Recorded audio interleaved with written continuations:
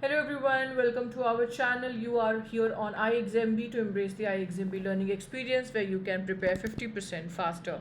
In today's series, we are going to talk about CBSE recruitment. CBSE की recruitment आई थी आपकी दो post के लिए, जिसका एग्ज़ाम डेट भी अब आ चुका है 20 अप्रैल।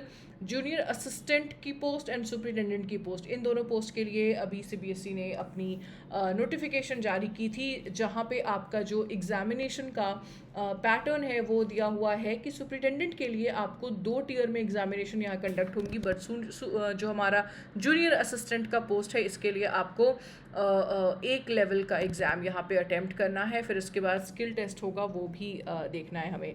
बट फिलहाल हम अगर बात करें यहाँ पे आपके इम्पॉर्टेंट डेट्स की, तो ये डेट जो है वो सबसे ज़्यादा इम्पॉर्टेंट है यहाँ पे, और वो है हमारा 20 अप्रैल का। करीब करीब एक महीने का टाइम जो है वो हमारे पास है। आज के सेशन में हम यही जानेंगे कि आप इस एक महीने को कैसे यूटिलाइज़ करते हैं। आज के सेशन के एंड में मैं आपको पूरा का पूरा स्टडी प्लान भी देने वाली हूँ कि कैसे आपको अपनी इंग्लिश के प्रिपरेशन को आगे रखना है इस पूरे महीने के लिए। तो फिलहाल अगर मैं बात करूँ जूनियर असिस्टेंट एग्जामिनेशन की, तो इसमें आपका इंग्लिश का जो हिस्सा है वो और हिंदी का जो हिस्सा है वो मिला कर दिया हुआ है। कुछ 25 क्वेश्चन होंगे आपके 75 मार्क्स के, मतलब प्लस आपको एक क्वेश्चन पे +3 मिल रहा है यहाँ पे। तो जनरल हिंदी और इंग्लिश के जो क्वेश्चंस आएंगे बच्चे, वो जनरली आपके जो ग्रामर या जो बेसिक व्याकरण की जो पार्ट होती है और जो कॉम्प्रिहेंशन यानी आपकी समझ कितनी है उन कंटेक्स्ट को लेके, ये पूछते हैं। सुपरिटेंडेंट की अगर बात की जाए तो यहाँ पे आपका हिंदी और इंग्लिश मिला के टोटल 30 क्वेश्चन है, जिसमें से 15 हिंदी और 15 इंग्लिश के क्वेश्चन आपको यहाँ पे मिलेंगे। मार्किंग स्कीम यहाँ भी सेम है, पर क्वेश्चन करेक्ट करने पे आपको मिलते हैं 3 मार्क्स, ठीक है।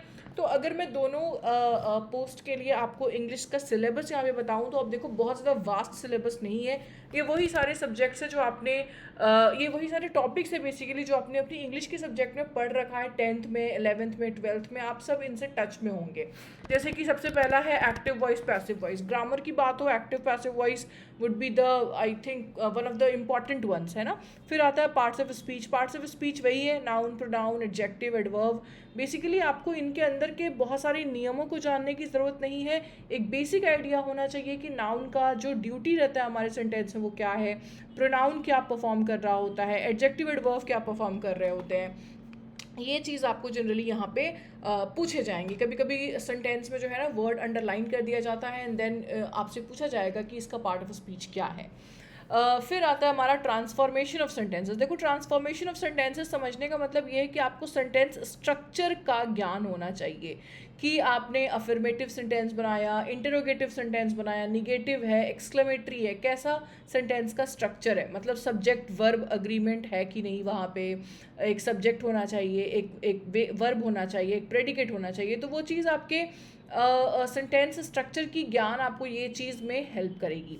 फिर आता है डायरेक्ट इनडायरेक्ट स्पीच। जैसे कन्वर्जन आपको वॉइस का आता है, वैसे ही कन्वर्जन आपको स्पीच का देखने को मिलेगा। फिर आएगा पंक्चुएशन, स्पेलिंग। स्पेलिंग पे ही सबसे ज़्यादा जोर डालिएगा बच्चे, यहाँ से हम 1 या 2 नंबर के क्वेश्चन एक्सपेक्ट कर रहे होते हैं। वर्ड मीनिंग डायरेक्टली आपको सिनोनिम एंटोनिम में क्वेश्चन पूछ सकता है, नहीं तो वो सीधा आपको कॉम्प्रिहेंशन बेस्ड यानी पैसेज दे देगा और पैसेज में ही आपको 1 या 2 क्वेश्चन सिनोनिम एंटोनिम के डाल देगा, ठीक है। फिर है vocabulary usage, idioms, phrases, fill in the blanks. ये तीनों लगभग आपके जो है ना वोकेबलरी से प्रेरित है। सिंपल क्वेश्चंस आएंगे बच्चे, डोंट वरी कि आपको जो है ना एक बेसिक आइडिया है अगर सिनोनिम एंटोनिम के क्वेश्चंस हैंडल करने का, तो आप ये क्वेश्चन हैंडल करेंगे। याद रखिए, इसके लिए सबसे बेहतर चीज़ होती है प्रैक्टिस। जितने ज़्यादा आप टाइम डेडिकेट करेंगे अपने क्वेश्चंस के ऊपर, फॉर एग्जांपल अगर मैं भी आपको थोड़ी देर के बाद बताऊंगी कि iExamB पे आपको ना चैप्टर टेस्ट मिलते हैं, तो चैप्टर टेस्ट में आप सीधा जो है ना फिल इन द ब्लैंक्स के चैप्टर को जो है ना अटेम्प्ट करो। कम से कम 3 लेवल में हमारे यहाँ जो क्वेश्चंस है वो डिवाइडेड है, जैसे इजी, मॉडरेट और डिफिकल्ट। तो कम से कम आप इजी और मॉडरेट क्वेश्चंस अटेम्प्ट कीजिए। अगर आपको वोकेबलरी से बहुत ज़्यादा डर है तो आप चलो डिफिकल्ट वाला फिलहाल स्किप कर दो, बट ईजी और मॉडरेट क्वेश्चंस आप ज़रूर अटेम्प्ट करो, so that you will be having some idea कि एग्जाम में क्वेश्चन कैसा रहेगा। कभी कभी आपको देखो मीनिंग पता नहीं रहती और फिर भी सेंटेंस का मीनिंग अगर आप समझ जाओ तो ऑप्शन एलिमिनेट करके आंसर तक पहुंच सकते हो।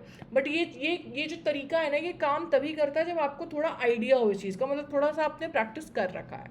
तो ये तो बच्चे हो गया ओवरऑल हमारा टॉपिक्स जिसके ऊपर हमारी प्रिपरेशन जो है वो अगले 1 महीने अलाइन करनी है हमें, ठीक है। अब बात आती है कि आखिर हम इस चीज़ को लेकर आगे कैसे बढ़ें। तो मैंने यहाँ वीक वाइज आपको ना एक प्लान दे के रखा हुआ है, आप अपने स्ट्रेंथ और वीकनेस के अनुसार इसको ज़रूर बदल सकते हैं। अगर आपको ऐसा लग रहा है कि मेरा ग्रामर जो है ना वो ठीक ठाक है, मुझे वोकेबलरी पे ज़्यादा समय देना चाहिए, तो आप इस प्लान में ज़रूर मॉडिफिकेशन कर सकते हैं। बट एक ओवरऑल इक्वल इंपॉर्टेंस देते हुए सभी टॉपिक्स पे हमने एक छोटा सा प्लान बनाया है, जल्दी से फटाफट आपको बताते हैं। वीक 1 में हमारा ध्यान रहेगा ग्रामर और सेंटेंस स्ट्रक्चर पे। तो अब देखो पहले वीक में हमने जो पहला 5 दिन है उस दिन हमने सिर्फ और सिर्फ क्या किया है, हमने कंसेप्ट के ऊपर फोकस किया है, और जो लास्ट 2 दिन है वहाँ पे आपको प्रैक्टिस करना है, और जितने ज़्यादा से ज़्यादा आप सेक्शन टेस्ट लगा लीजिए वो बेहतर रहेगा मेरे हिसाब से। अगर आप एक हर हफ्ते के एंड में अगर आप एक पूरा मॉक टेस्ट लगाएं तो बहुत अच्छी बात रहेगी।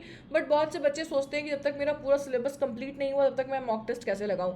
कोई बात नहीं बच्चे, that is just for your practice part. तो मेरे हिसाब से आपको हर हफ्ते एक मॉक टेस्ट लगा लेना चाहिए, ताकि आपको समय दर समय अपने जो परफॉर्मेंस है ना उसमें भी इंक्रीज क्या हो रहा है, मार्क्स डिक्रीज कहाँ हो रही है चीज़ें, ये आप समझ पाओगे। तो आप मतलब at the end of a month आपके 4 मॉक टेस्ट लग चुके होंगे। तो 4 मॉक टेस्ट से आपको बहुत हद तक आइडिया मिल चुका रहेगा कि मेरा कौन सा सेक्शन अभी भी कमज़ोर जा रहा है, कौन सा सेक्शन अब मेरा ठीक हो चुका है, राइट। तो ये देखो पहला हफ्ता हमने डेडिकेट किया ग्रामर और सेंटेंस स्ट्रक्चर को। सेकेंड वीक पे हम आते हैं वोकैबुलरी के ऊपर, क्योंकि मैंने बताया वोकैबुलरी का भी अच्छा खासा वेटेज आपको रहेगा, चाहे वो फिल इन द ब्लैंक हो, चाहे वो आपके सिनोनिम एंटोनिम के क्वेश्चन हो, तो यहाँ पे ये देखने को मिलेगा।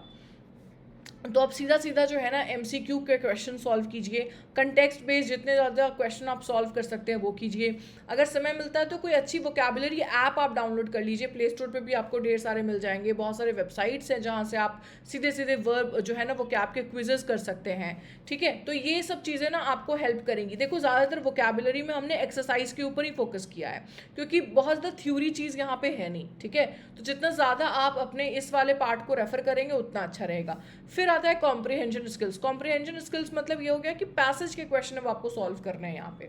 तो अब जो मेरा जो तीसरा हफ्ता है यहाँ पे आप कोशिश करो कि जो आपने पहले और दूसरे हफ्ते में किया हुआ है उनके मिक्स्ड एक्सरसाइज यहाँ पे सॉल्व करो।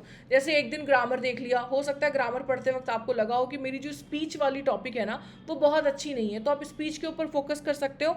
बट अगर आपका वर्क ठीक हो चुका है तो आप वर्ब और उसके बेसिक्स को एक बार दोबारा कर सकते हो, क्योंकि यहाँ से क्वेश्चन आने की संभावना थोड़ी ज़्यादा होती है। फिर एरर डिटेक्शन और सेंटेंस करेक्शन का मतलब ये है कि आपको अभी क्या करना है, एक्सरसाइज सॉल्व करना है। आपने टॉपिक वाइज जो ग्रामर के थे वो तो कंप्लीट कर लिया, अब आपको क्या करना है, अब आपको ज़्यादा से ज़्यादा क्वेश्चन अटेम्प्ट करना है।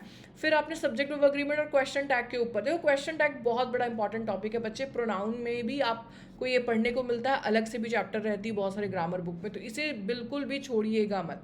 फिर आप जितने ज़्यादा mix type of question solve करेंगे उतना आप एग्जाम रेडी हो रहे हैं, क्योंकि एग्जाम में तो आपको पता नहीं रहेगा कि कौन से टॉपिक से क्वेश्चन आया हुआ है। सो इट्स बेटर कि आप एक मिक्स्ड एरर स्पॉटिंग का जो प्रैक्टिस पार्ट है ना वो ज़रूर कीजिए। और फिर आता है हमारा चौथा वीक, जहाँ पे अब मान के चलो कि मुझे रिवीजन और मॉक टेस्ट इन्हीं के ऊपर डिपेंडेंट रहना है। मतलब इस प्लान के हिसाब से वीक 3 तक आपका पूरा का पूरा सिलेबस कंप्लीट हो चुका होगा। अब आपको वीक 4 में बस और बस अपनी परफॉर्मेंस के ऊपर फोकस करना है। परफॉर्मेंस का मतलब हो गया मेरी स्पीड कैसी है, मेरी एक्यूरेसी कैसी है, और ये चीज़ समझने में सबसे ज़्यादा आपको हेल्प करती है मॉक टेस्ट। तो अगर आप ध्यान से देखो इस स्टडी प्लान के अनुसार आप करीब करीब एग्ज़ाम के दिन तक 5 से 6 मॉक टेस्ट अटेम्प्ट कर चुके होंगे, एंड 5 to 6 मॉक टेस्ट एक अच्छा आइडिया देने में काफ़ी सक्षम है बच्चे कि आपका जो परफॉर्मेंस है वो सही डायरेक्शन में जा रहा है या गलत डायरेक्शन में जा रहा है ना। तो तब तक आपको खुद ही एहसास हो जाएगा कि आपकी जो कॉन्फिडेंस है ना वो काफ़ी ज़्यादा इंक्रीज हो चुकी है। क्यों? क्योंकि आपके मार्क्स आपको फर्स्ट मॉक टेस्ट और मॉक टेस्ट जो ये तीसरा है या जो चौथा है वहाँ तक आपको अपने आप ही उसमें एक्सपोनेंशियल इंक्रीज दिखाई देगा। Last but not the least बच्चे, लास्ट के 1 से 2 दिनों में कोई नया कंसेप्ट पढ़ने की बिल्कुल भी ज़रूरत नहीं है। सिर्फ और सिर्फ जो आपने नोट्स बना के रखे हैं या कोई ऐसी गलती है ग्रामर की जो आपकी बार बार हो रही थी, कोई ऐसा नियम है सब्जेक्ट ऑफ एग्रीमेंट का जो आपको याद नहीं हो रहा था, वो आप एक जगह रखिए और उनको सिर्फ रिवाइज करके जाइए एग्जाम पे। तो लास्ट के 2 दिन में कोई नया कंसेप्ट नहीं करना है मेरे हिसाब से। पूरे के पूरे लास्ट वीक में आपको नया कंसेप्ट नहीं उठाना चाहिए। जो भी कंसेप्ट बेस्ड काम करना है वो आपको यही टारगेट रखना है कि मैं वीक 1, 2 और 3 के अंदर कंप्लीट कर लूँ। वीक 4 सिर्फ और सिर्फ रिवीजन और मॉक टेस्ट पे फोकस रहेगा बच्चे। So I hope this entire study plan gave you brief idea. इसके अलावा जल्दी से मैं ये भी बता दूं कि यहाँ पे जो आपका जूनियर असिस्टेंट का मॉक टेस्ट किट भी हमारे पास अवेलेबल है। अगर आपको ऐसा लग रहा है कि नहीं मैं कोर्स पे नहीं डायरेक्टली जाके मैं जो है ना सीधा मॉक टेस्ट अटेम्प्ट करूँ, मैं अपनी परफॉर्मेंस एनालाइज करूँ, अभी अभी मैंने आपको बताया कि मॉक टेस्ट जो है वो अटेम्प्ट करना बहुत बहुत ज़रूरी है। तो ये एक आपके लिए अच्छा रास्ता हो सकता है। You people can think about this. 199 rupees में आप फिलहाल एक्सेस कर सकते हैं। सेम आप CBSE सुपरिटेंडेंट पोस्ट के लिए भी एक्सेस कर सकते हैं। यहाँ पे करीब आपको 15 फुल लेंथ मॉक टेस्ट मिल रहा है और इसके अलावा चैप्टर टेस्ट भी मिल रहा है। जैसे कि मैंने आपको बताया एक्टिव वॉइस या पैसिव वॉइस का आज टेस्ट लगा लिया, कल डायरेक्ट डिनाइट स्पीच का लगा लिया according to our study plan. तो क्या होगा ना टॉपिक वाइज कॉन्फिडेंस आपका बढ़ता चला जाएगा। ठीक है, तो आज के लिए इतना ही रखते हैं बच्चे। डू लेट मी नो अगर कोई सवाल रह गया हो, कोई भी अभी तक कंफ्यूजन है आपकी इंग्लिश की प्रिपरेशन को लेकर या ओवरऑल इंटायर एग्जाम की प्रिपरेशन को लेकर, तो feel free to ask about that in the comment section. आज के लिए इतना ही रखते हैं। All the very best for your preparation. Bye bye.